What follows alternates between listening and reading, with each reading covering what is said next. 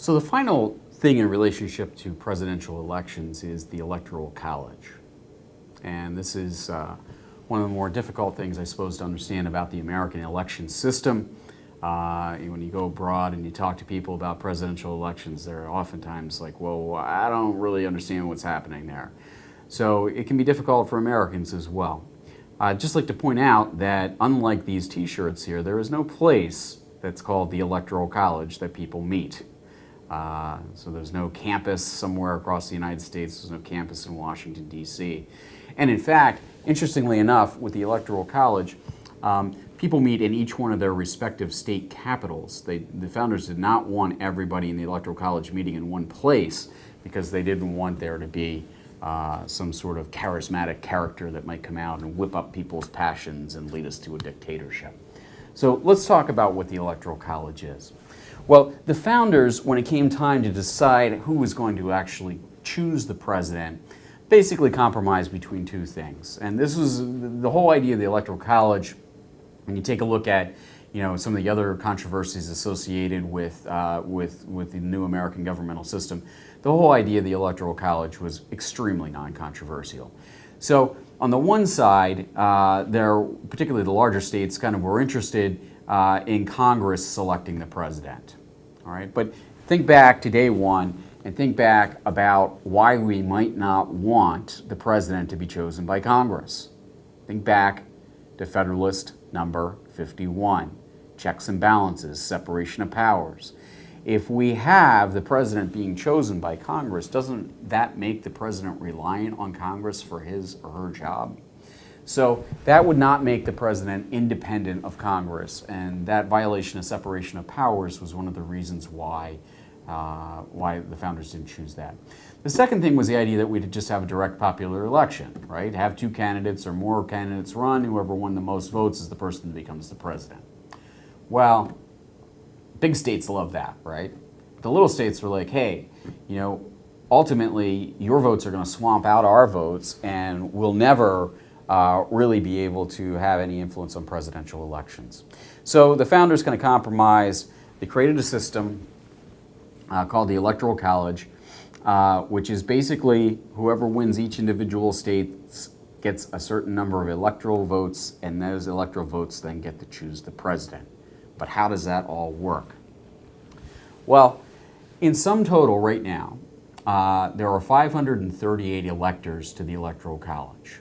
And if you do a quick math, in order to be able to get a majority of 538, you need to get 270 electoral votes. Right? So your goal as a presidential candidate is to take a look at a map of the United States and come up with 270 Electoral College votes in order to be able to become the president. Do you need to actually win the popular vote? No. We'll see that in 6 instances, most recently in 2016, the person that's become president has not had the most votes, they had the most Electoral College votes. Now, the founders basically liked this idea because really it was kind of like winning a majority of majorities. So if you wanted to be president, you had to win a lot of different states or piece together some melange of different states in order to be able to become president. You couldn't just win a couple of key big states. All right, so how do we allocate these Electoral College votes then? Well, essentially, it's based on the number of members of Congress that you have. So every state has 2 senators, so you're guaranteed that. And every state has at least 1 member of the House of Representatives. So nobody has less than 3 Electoral College votes. Most states have more than 1 member of the U.S. House of Representatives. So for example, in Pennsylvania, we have 18 members. So if you were to add up our Electoral College votes in Pennsylvania, 18 plus 2 equals 20. It's a lot compared to most states, right? Now, you say to yourself, well, if there are 435 members of Congress, the House of Representatives, and there are 100 members of the U.S. Senate, doesn't that equal 535? How do you get to 538? Well, there's a constitutional amendment passed in the mid-20th century that basically said, poor old District of Columbia gets no say in anything. They don't have members of Congress. Let's give them 3 electoral votes. So they got the minimum possible. So the way that we get to 538 is that there are the 538 members of Congress, 535 members of Congress, and then 3 votes for the District of Columbia. Now, these electoral votes change over time. So if you take a look at the bottom chart here, going way back to 1789, you can see Pennsylvania's Electoral College votes. Part of this growth occurred because of the fact that Congress kept getting bigger and bigger as we added population. And you got one member of the House of Representatives for every 30,000 people. And somewhere around 1912, we decided we'd reached a point at which we could no longer keep having the House of Representatives grow. So in the 19-teens, we capped the member of the House of Representatives at 435. And since then, what we do every 10 years when we have the census is we basically reallocate the seats in Congress. We call this reapportionment. And states that are growing get more seats in Congress. States that are losing population lose seats in Congress. So as you can see right here, basically in the state of Pennsylvania since the 1920s, we've been undergoing a situation in which we've been losing electoral college votes because people have started to move to the Sun Belt, Florida, Texas, California, and down in the South. And those states have been growing. We've been holding our own, but we're not growing as much. So we are losing electoral college votes. We will have the next census in 2020. Estimates right now show Pennsylvania probably losing at least one seat in the House of Representatives with the possibility of losing 2 seats. So that would take us down to 18 electoral college votes.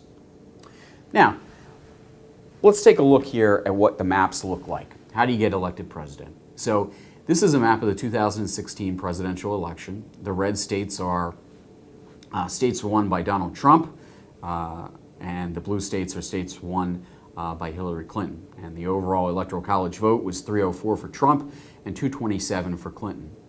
Now, if you take a look below that, Gary Johnson got 4.5 million votes, Jill Stein got 1.5 million votes, and Evan McMullen got about 750,000 votes. But as we talked about with a winner-take-all system, none of them got any electoral college votes, right? Because it was the 2 candidates that won everything. So in the grand scheme of things, Trump's 304 electoral college votes was a little bit less than the average electoral race. I'm going to bring us back to some historic kind of electoral college wins in a minute, but let's just take a look at the difference between 2012 and 2016. What did Barack Obama do in 2012 that he did not do, that Hillary Clinton did not do in 2016? Well, let's take a look at a couple of the states that Obama won. So if you look here,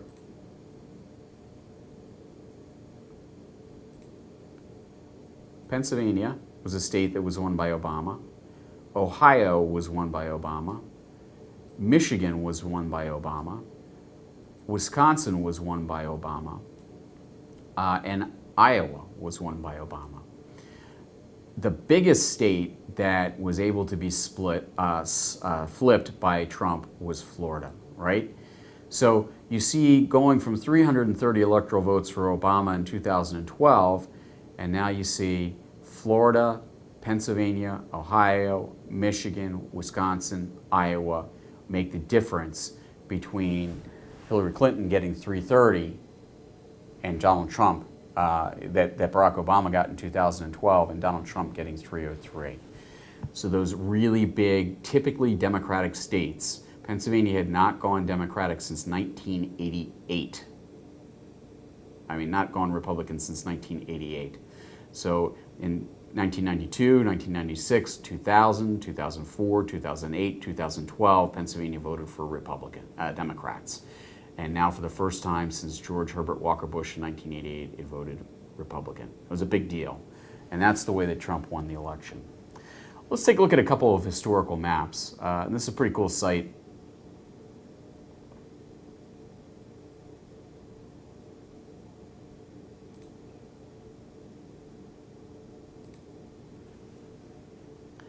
Called 270 to Win.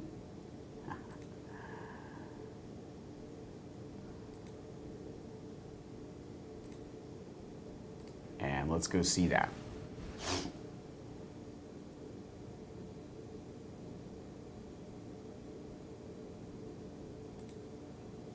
So, these are the history of all the American elections. Let's take a look. Recent elections, it might look like George W. Bush really gave a pretty good spanking to John Kerry in 2004. He only won by 3 million votes, but he was able to get a lot of these low population states out west. So the map looks really red, but if you take a look at big states like California and Pennsylvania and New York and Illinois, they all voted Democratic in that election. So the final Electoral College vote was very close, 286 to 251. Now, let's take a look at one of the closer races in recent American history, and that was in 2000. So in this race, again, the red states are George W. Bush, the blue states are John Kerry, and even though Al Gore, even though Al Gore won the popular vote by about 500,000 people, he lost the Electoral College. And look at the totals here, 271 to 266. Think about that. How many votes do you need? 270. How many does George W. Bush get? 271. All right? The reason why he wins is because Florida, in a Supreme Court case, Bush versus Gore, Florida ends up going for Bush. Had that gone for Gore, Gore would have been president. All right? But let me show you one other thing, and this is what's interesting about this, is typically presidents should win their home state. Al Gore was from Tennessee, and look at Tennessee, red state, went for Bush. 11 Electoral College votes, you add them on, Al Gore gets over 270. Sitting president, President William Jefferson Clinton, is from what state? Arkansas. Arkansas goes Republican. Those 6 Electoral College votes would have put Gore over 270. He did not win, right? So had Al Gore just won his own home state, or had Clinton held on to that state, they would have won. Now let me give you some big landslides in American history. And you can see, so for example, 1984, Reagan wins 525 electoral votes against Walter Mondale. Mondale wins only 2 entities, the District of Columbia, which is very heavily Democratic, and guess what his home state was? He wins one state, which Al Gore couldn't, and it's his home state, and that's Minnesota, right? So that's a huge Electoral College kind of victory for Ronald Reagan there. Some other really big ones, 1972, here is Richard Nixon, and you can see that he got 520 electoral votes to George McGovern's 17 votes, and the only state to go for McGovern in 72 was Massachusetts, and then also the District of Columbia. Right? There haven't been very many situations in which there have actually been third-party candidates that get Electoral College votes, again, because of the winner-take-all nature of this. The 1968 election was one of the odd times when this happened. So you had the Republican candidate, Richard Nixon, Hubert Humphrey, the Democrat, and then George Wallace, who was a segregationist from the South, ran on the American Independent Party, which really was a segregationist platform. In other words, wanted to overturn the Civil Rights Act of 1964 and the Voting Rights Act of 1965 and return to segregation. And as you can see, Wallace had enough strength in the South to be able to win Georgia, Alabama, Mississippi, Louisiana, Arkansas, and one of the Electoral College votes in North Carolina. He actually picked up 46 Electoral College votes. That's the last time that any third-party candidate has won Electoral College votes. Even if we go back to 1992, Ross Perot in 1992 won 19% of the overall popular vote. But as you can see, he didn't win any states that year. It's very difficult for third parties to win. Other kind of odd elections, here's 1912. In this election, sitting president William Howard Taft was the first person to ever lose office as a sitting president and come in third. So Theodore Roosevelt came out of retirement. He had been the former president, and he ran as a progressive. As a progressive, he was able to win a number of different states, including the state of Pennsylvania. And poor old William Howard Taft only got Vermont and Utah during this period, and Wilson got the rest of the votes, and he became president. Other interesting elections throughout American history.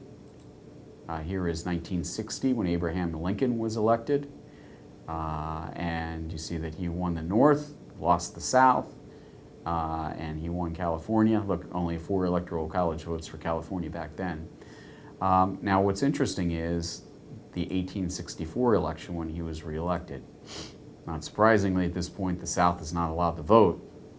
So all of the states kind of in the North, with the exception of Kentucky, which is kind of odd because that was where he was born, Delaware, and New Jersey voted for Abraham Lincoln.